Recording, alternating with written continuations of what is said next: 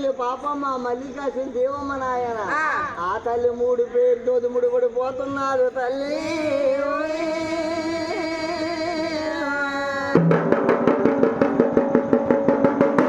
నారాయణమ్మ 3 పేరుతో ముడిపడిపోతుందని ఆయన. అయితే ఇల్లు నారాయణమ్మ అలా ఉండగాను ఇల్లు నారాయణమ్మ అత్త సీతమ్మ అంటే ఒక్కడే కొడుకు శీలవా చిన్నారెడ్డి.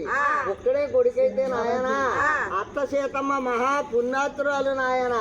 అయితే చూసావా పాలు తగిలి గొప్ప కడిగి పూజలు చేసేది వా తల్లి.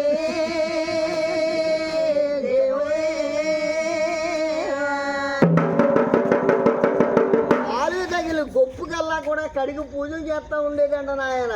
నూతులు లేని వారికి నూతులు తవ్వించింది, చెరువులు లేని వారికి చెరువులు తవ్వించింది, సత్తర్వలు లేని వారికి అన్న సత్తర్వలు కట్టించింది నాయన.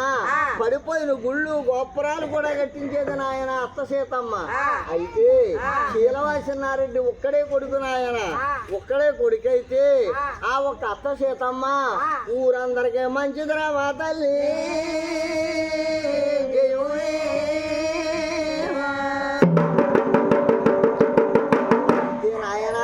శీలవాసినారెడ్డి ఒక్కడే కొడుకైతే ఇరిగింటోళ్ళు పొరిగింటోళ్ళు ఏమంటున్నారో చూసావా? అమ్మ శీలవాసినారెడ్డి అమ్మా ఒక్కగాను ఒక్క కొడుకు పెళ్ళెప్పుడు చేస్తావు నాయమ్మో.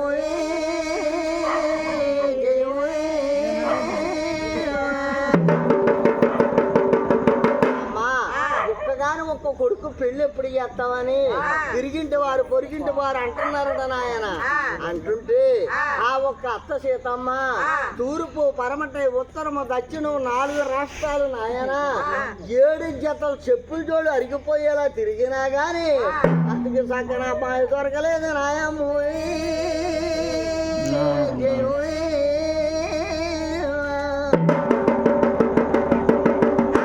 అతికి సక్కన అమ్మాయి దొరకలేదు నాయన శీలవాసినారెడ్డికి. అతికి సక్కన అమ్మాయి దొరక ఒక వేడ రోజున నడింట్లో కూకొని ఏడుస్తుందంట అత్త సీతమ్మ. ఓ నాయన ఇన్ని పుణ్యాలు చేశాను, కాలువ దగ్గర గొప్పకల్లా కడిగి పూజలు చేశాను, 7 జతలు చెప్పుల జోడు అరిగిపోయేలా తిరిగినా నా కొడుకు శీలవాసినారెడ్డి పిల్ల దొరకలేదురా దేవుడు.